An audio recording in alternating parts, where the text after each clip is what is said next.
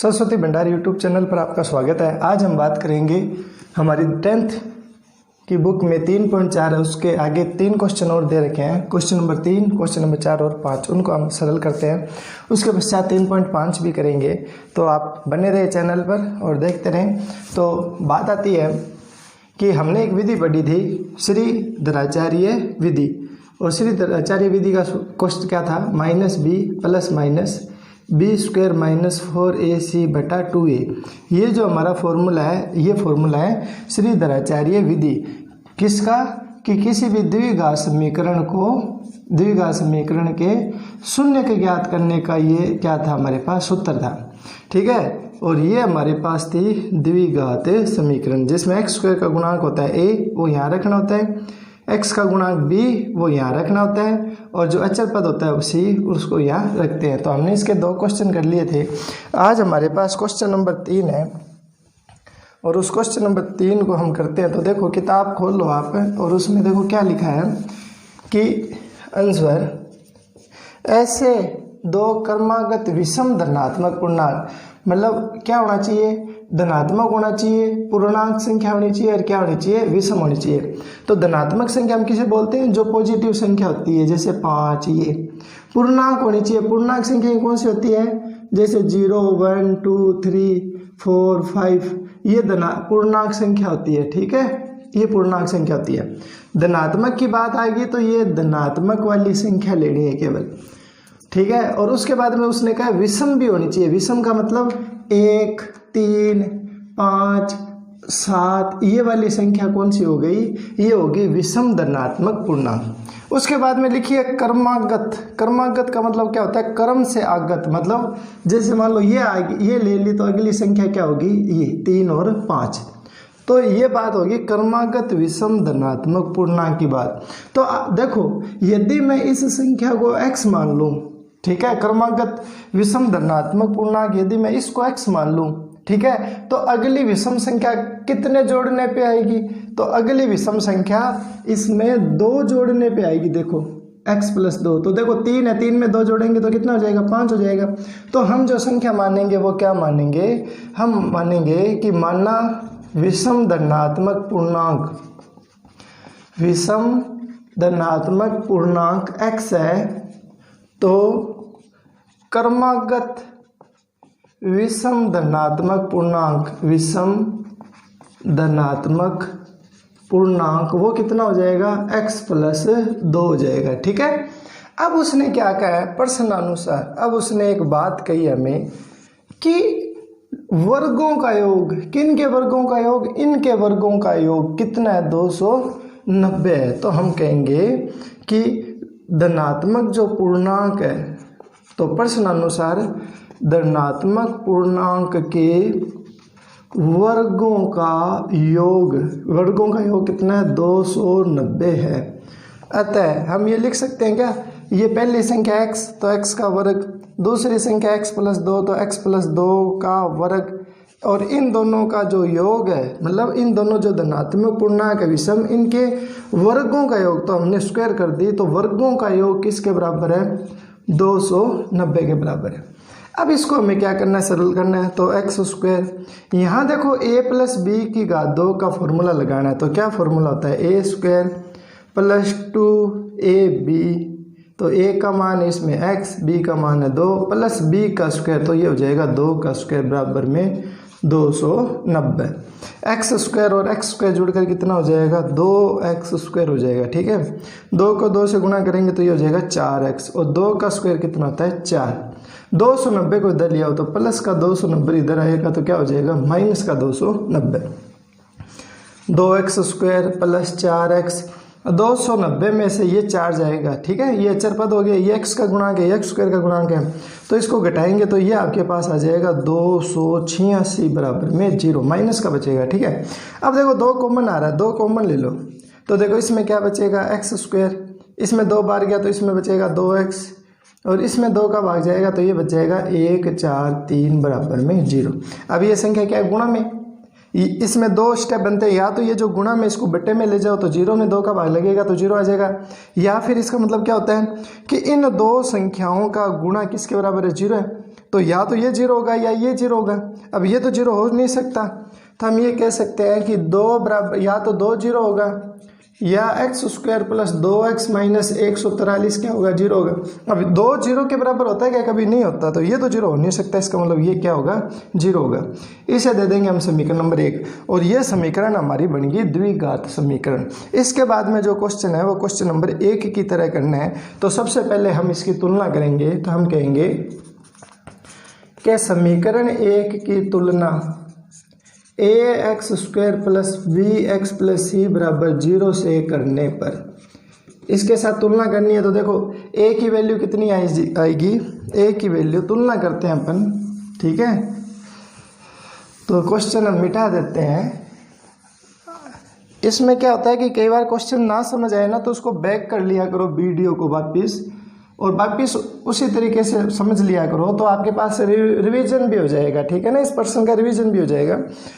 मेरे कराने की आवश्यकता नहीं है इसको रिवीजन, आप है ना इसको एक बार देख लो, नहीं समझ आया तो दोबारा बैक कर लो, वीडियो को दोबारा देख लो, ठीक है।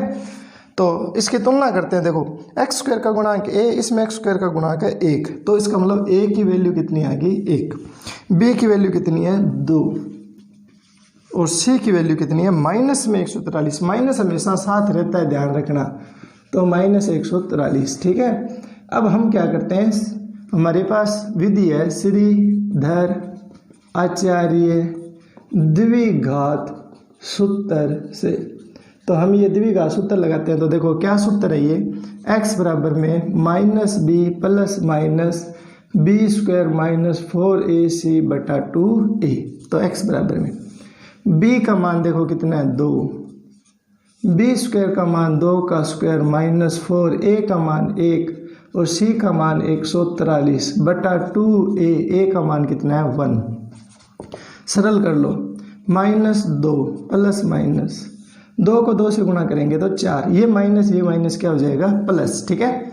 4 की गुणा करनी है तो 4 को 3 से गुणा करेंगे तो 4 3 12, 4 को 4 से गुणा करेंगे तो 4 चौक 16, 16 और 1 हासिल कितनी हो जाएगी 17, ठीक है।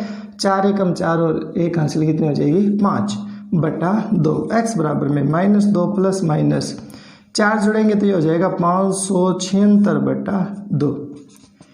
अब ये 576 किसका पूर्ण वर्ग है, किसका वर्गमूल है? 576 का वर्गमूल कितना होता है? तो आप देखो 24 को 24 से गुणा करके देखो, 4 चौक 16, 4 दूनी 8 और 1 9, 8 4 6 8 और 7 कितने हो गए 17, 17 का 7, 4 और 1 कितने हो गए 5। देखो पूरा जा रहा है ना, इसका मतलब इसका जो वर्गमूल है वो कितना है 24 है, तो बटा में आ जाएगा 2।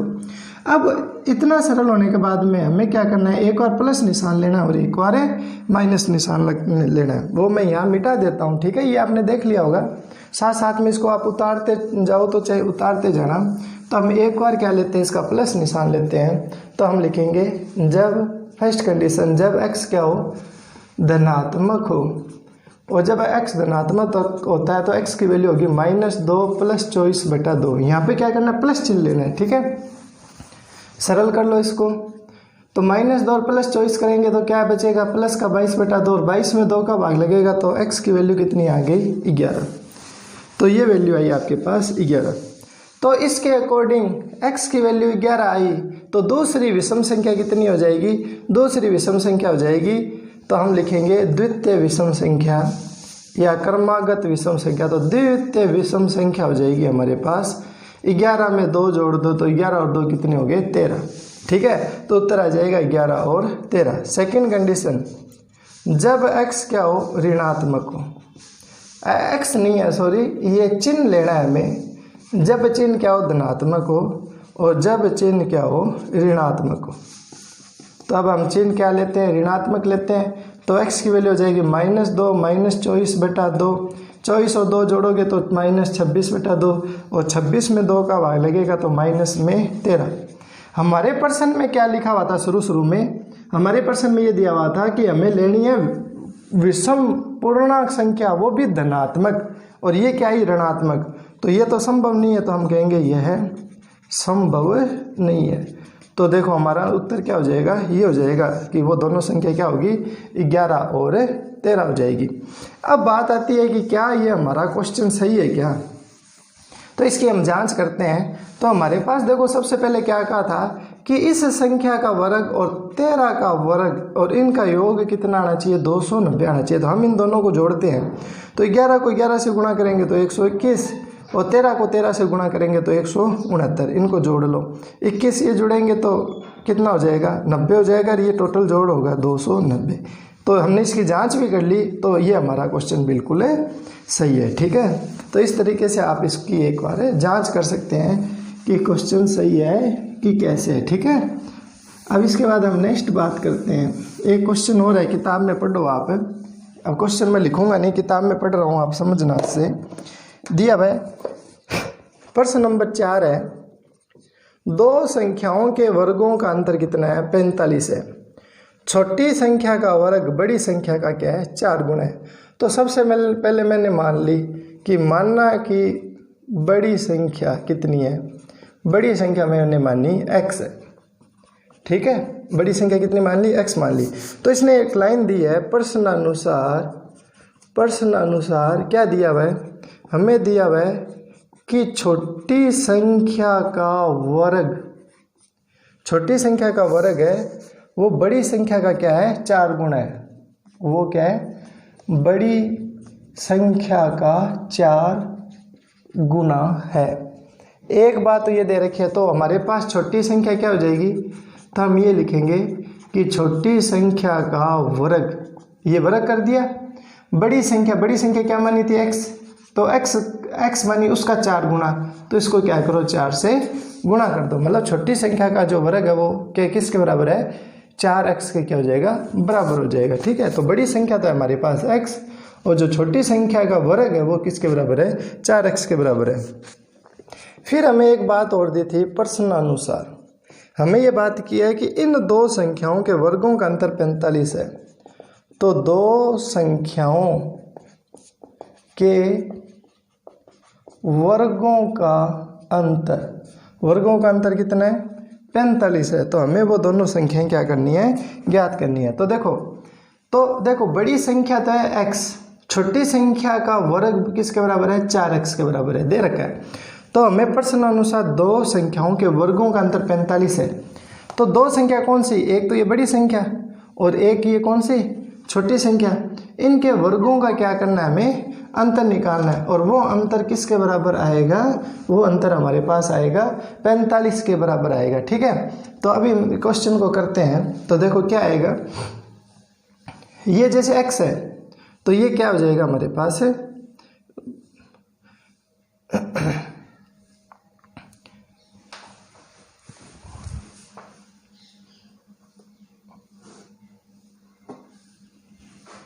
तो इसमें हमें क्या दे रखा है, हमें ये दे रखा है दो संख्याओं का वर्ग। तो बड़ी संख्या का वर्ग क्या हो जाएगा, x²।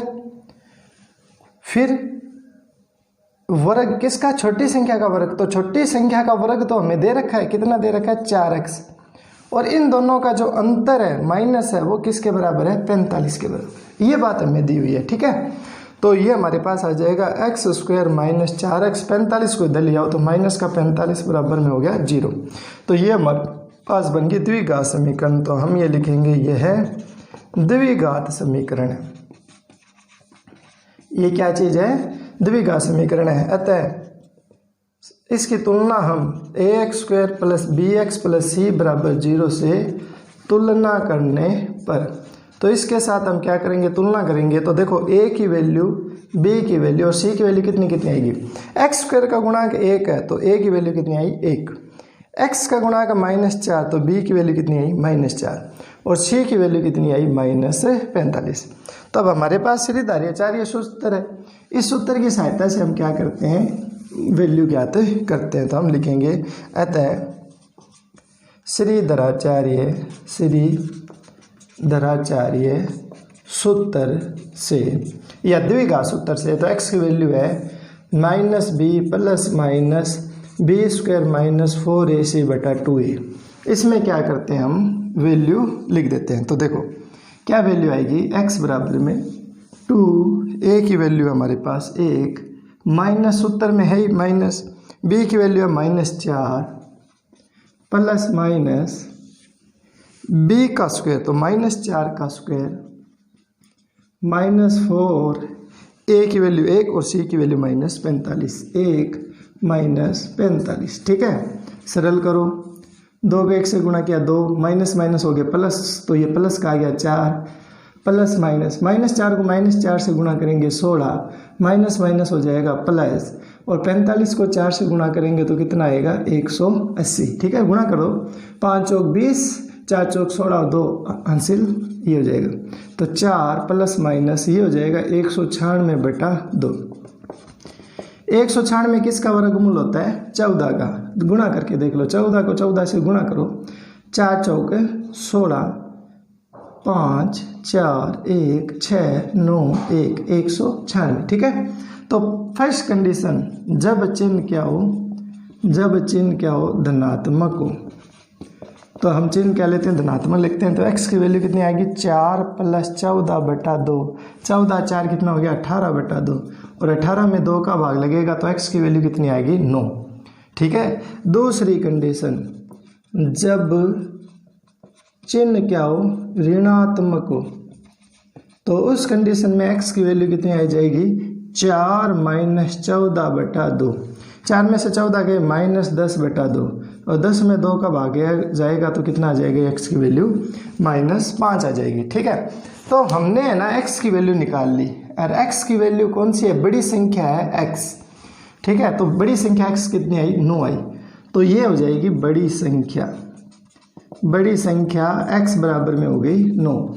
तो भाई छोटी संख्या कितनी हो जाएगी? तो देखो, छोटी संख्या मैंने आपको बताया था कि छोटी संख्या किसके बराबर है? इसको हम ऐसे लिख सकते हैं ना, वर्गमूल 4x, ये स्क्वायर हटाएंगे तो इसके ऊपर वर्गमूल आ जाएगा, तो छोटी संख्या को हम ये लिख सकते हैं वर्गमूल 4x। 4x का मान देखो कितना है? 9, और 9 चौक कितना होता है? 36, और 36 का वर्गमूल कितना होता है? 6। तो छोटी संख्या कितनी हो जाएगी? 6। माइनस वाली संख्या हम x का मान माइनस नहीं ले सकते। क्यों नहीं ले सकते? क्योंकि यहाँ 4 गुणा -5 करेंगे तो माइनस का 20 हो जाएगा, और यदि वर्गमूल के अंदर माइनस में संख्या आ जाए तो वो संख्या इसका मान है ना हमेशा क्या आता है? काल्पनिक आता है, जिसको हम आयोटा रूप बोलते हैं, तो उस रूप में आएगा तो ये संभव नहीं है, तो हम लिखेंगे यह संभव नहीं है। तो हमारा उत्तर क्या हो जाएगा? हमारा आंसर हो जाएगा कि जो बड़ी संख्या हो तो होगी 9, और जो छोटी संख्या वो कितनी हो जाएगी? 6 हो जाएगी। ठीक है बच्चों, तो इसको आप एक बार दोबारा रिपीट करके इस क्वेश्चन को देख लेना। इसका एक लास्ट क्वेश्चन है 3.4 का, आज 3.4 कंप्लीट हो जाएगी, इसके बाद में हम करेंगे 3.5। इस चैनल को आप सब्सक्राइब ज़रूर करें और बेल आइकन दबाएं, ताकि आपके पास क्या हो जाए, जैसे मैं वीडियो अपलोड करूं आपके पास नोटिफिकेशन आ जाएगा। ठीक है बच्चों, इसको सब्सक्राइब जरूर करना है और अपने दोस्तों के साथ शेयर करना है। अगला क्वेश्चन है, 16 को 2 भागों में इस प्रकार विभाजित कीजिए। जैसे मान लो ये एक लाइन है और इसकी टोटल लंबाई है 16, इसको 2 भागों में तोड़ना, तो यहाँ से तोड़ दिया। एक भाग मान लो कि है x, तो दूसरा भाग कितना हो जाएगा? 16 में से x घटा दो तो दूसरा भाग हो जाएगा 16 - x। कितना ही मान लो, ठीक है, ये दूरी ज़्यादा मान लो, फिर x में से 16 घटा दो, एक ही बात है, किसी तरीके से भी मान लेना। तो हमने एक माना x और दूसरा माना 16 - x। तो हम ये कहते हैं कि सबसे पहले बात आती है कि 16 को ऐसे 2 भागों में विभाजित कीजिए तो कि बड़ा भाग का वर्ग का 2 गुना छोटे भाग के वर्ग से 164 अधिक है। तो हम इसके 2 भाग मानेंगे, तो माना 16 का बड़ा भाग का मतलब क्या हो गया? जो ज़्यादा हो, तो मैं इस दूरी को ज़्यादा लेता हूँ, तो ये दूरी मान ली मैंने x। तो 16 का छोटा भाग कितना हो जाएगा? तो 16 का छोटा भाग हो जाएगा 16 - x, क्योंकि अब देखो ये कम बची है ना, कम बची है, ये ज़्यादा है, ज़्यादा ये x है ना, तो x में से 16 घटा देंगे तो वो बकाया बच जाएगी x - 16। ठीक है, जैसे मतलब 16 का ज़्यादा हिस्सा ये ले लिया, तो ज़्यादा हिस्सा ये है तो इसमें से 16 घटाएंगे। ठीक है, 16 में से x घटा देंगे। ठीक है, तो हम ये लिखेंगे 16 - x। ठीक है, और नेक्स्ट आपके पास ये आ जाएगा, बड़ा भाग ये हो जाएगा, छोटा भाग ये हो जाएगा। ठीक है, अब बात ये आती है कि इसने हमें प्रश्न अनुसार दे रखा है इसमें आप कंफ्यूज मत होना। जैसे मान लो ये लाइन है, इसकी लंबाई है टोटल 16, ये वाला हिस्सा x लिया, लेकिन अब ये जो बचेगा वो हिस्सा किस में से घटाओगे? 16 में से ही घटाओगे। क्यों? क्योंकि यदि इस हिस्से में से 16 घटाएं तो ये वाला हिस्सा 16 से तो कम ही है, कम है, तो यहाँ पर हिस्सा क्या हो जाएगा? मान लो 10 आ गया, तो घटाओगे तो कितना बचेगा? माइनस में बच जाएगा। माइनस में नहीं बचना चाहिए, प्लस ही आना चाहिए, तो 16 में से x घटाएंगे। ठीक है, कंसेप्ट क्लियर?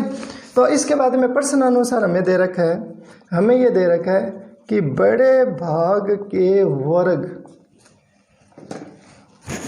हमें ये दे रखा है कि बड़े भाग के वर्ग का 2 गुना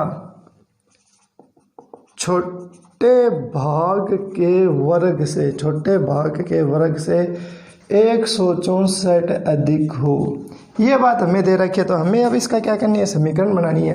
तो देखो इसको देख के बनाते हैं। बड़ा भाग, तो बड़ा भाग ये है, के वर्ग तो इसका वर्ग कर दो, का दुगना तो इसको दुगना कर दो। ठीक है, अब आता है छोटा भाग। छोटा भाग है 16 माइनस एक्स, 16 माइनस एक्स, के वर्ग तो इसका वर्ग कर दो, से 164 अधिक है। कौन है ज़्यादा? ये वाला ज़्यादा है। मतलब उसने कहा कि बड़े भाग के वर्ग का दुगना, मतलब बड़ा भाग x है उसका वर्ग का दुगना छोटे भाग के वर्ग से 164 अधिक है। कौन अधिक है? ये अधिक है। अब ये दोनों समीकरण संतुलित कब होगी? क्योंकि इसके पास 164 प्लस है, ज़्यादा है, तो ये दोनों बराबर जब होगी जब हम इसको 164 दे देंगे, इसको दे देंगे, तो ये दोनों समीकरण क्या हो जाएगी? इक्वल हो जाएगी। अब इसको सरल करना है और द्विघात समीकरण में कन्वर्ट करना और श्रीधराचार्य विधि से इसको सरल करना है। हमारे पास आंसर आ जाएगा। तो 2x², यहाँ पर a माइनस बी की घात 2 का फॉर्मूला है, तो मैंने आपको बताया हुआ है क्या फॉर्मूला होता है a माइनस बी की घात 2 का? a² minus 2ab plus b², ये फॉर्मूला होता है। तो ये हो जाएगा a² minus 2ab plus b है एक्स का स्क्वायर प्लस 164, ये हो जाएगा। इसको सरल कर लो, 2x²। ठीक है, 16 की घात 2, 16 को 16 से क्या करना है? गुणा करना है। यहाँ करके देख लेना, 6 6 36, 6 और 3 हो जाएंगे 9, 6 1 6 9 6 15 और ये हो जाएगा 256। 256, 16 को 2 से गुणा करेंगे तो ये हो जाएगा 32x प्लस x² प्लस 164। ठीक है, ये 256 और ये अलग अलग है, इन दोनों को जोड़ो। ठीक है, तो ये आ जाएगा 2x², इस x² को मैं यहाँ पहले लिखता हूँ x², 32x, 256 में 164 जोड़ लो, कितने हो गए? 6 4 10। ठीक है, 6 5 11 और 1 कितना हो गया? 12, 2 3 और 1 कितना हो जाएगा? 4, तो ये हो जाएगा 420। इन सब को उठा के इधर लेके आओ, तो पक्षांतरण के द्वारा ये इधर आएंगे, तो ये सारे के सारे माइनस वाले प्लस हो जाएंगे और प्लस वाले क्या हो जाएंगे? माइनस। तो ये माइनस हो गया, ये प्लस हो गया, ये वाला माइनस हो गया। तो 2x² में से x² घटाओगे तो कितना बचेगा? x² प्लस 32x माइनस 420 बराबर में 0। ये हमारे पास बन गई द्विघात समीकरण। अब हम इसकी क्या करेंगे? तुलना करवाएंगे। ठीक है बच्चों, तो हम लिखेंगे कि ये जो समीकरण 1 है, तो हम लिखेंगे समीकरण 1 द्विघात समीकरण है, द्विघात समीकरण है। अतः इसकी तुलना ax² plus bx plus c बराबर 0 से करने पर, ठीक है, तुलना करो तो a की वैल्यू आई 1, b की वैल्यू आई 32 और c की वैल्यू कितनी आई? माइनस में 420। तो हमारा द्विघात सूत्र क्या है? यहाँ द्विघात सूत्र लिख दो, द्विघाती सूत्र लिख दो, श्रीधराचार्य द्विघात सूत्र लिख दो, कोई फर्क नहीं पड़ेगा। ये हो जाएगा minus b plus minus b² minus 4ac बटा 2a, मान रख दो माइनस b का मान है 32 प्लस माइनस 32 का स्क्वायर माइनस 4, a का मान 1, c का मान माइनस में 420 बटा 2 गुणा 1। सरल करते हैं, माइनस 32 प्लस माइनस 2 को 1 से गुणा किया 2। यहाँ आपको क्या करना है? गुणा करनी है, 32 को 32 से गुणा करनी है। ठीक है बच्चों, गुणा कर करके देख लेना ताकि गलती ना हो। तो ये कितना हो जाएगा? 2 4 6 और 3 9, 4 2 10, कितना हो गया? 1024। तो ये हो जाएगा 1024। ये माइनस माइनस गुणा होगा तो हो जाएगा प्लस। 4 को इससे गुणा करो तो 0, 4 दूनी 8 और 4 चौक कितना हो जाएगा 16। ठीक है, अब इसको जो सरल करो तो -32 प्लस माइनस वर्गमूल 1024 में ये जोड़ो, कितना जोड़ना है 1680 जोड़ना है। ठीक है, तो देखो कितना आएगा 4, 8 और 2 10, 6 और 1 7, ये हो जाएगा 2704। 2704। अब हमें क्या करना है, ऐसी वर्गमूल संख्या देखनी है। ठीक है, ये मिटा देता हूँ मैं, इधर वाली साइड अब हम करते हैं। तो इसका एक ऐसा गुणनखंड देखो 2704 का पूरा वर्गमूल आ जाए अपने पास। फिर हम क्या करेंगे, एक बार प्लस चिन्ह लेंगे और एक बार क्या करेंगे माइनस चिन्ह लेंगे, तो उससे हमारा ये क्या हो जाएगा आंसर आ जाएगा। ठीक है, तो ये हो जाएगा x बराबर में, तो इसको हम सरल करते हैं।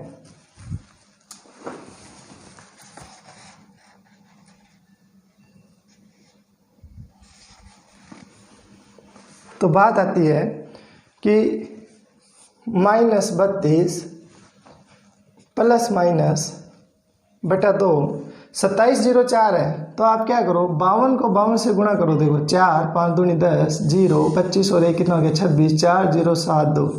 तो 2704 आ रहा है, इसका मतलब इसका वर्गमूल कितना आएगा 52। ठीक है, तो अब बात करते हैं फर्स्ट, जब चिन्ह क्या हो धनात्मक हो। तो जब चिन्ह धनात्मक हो तो x की वैल्यू कितनी हो जाएगी -32 प्लस 52 बटा 2।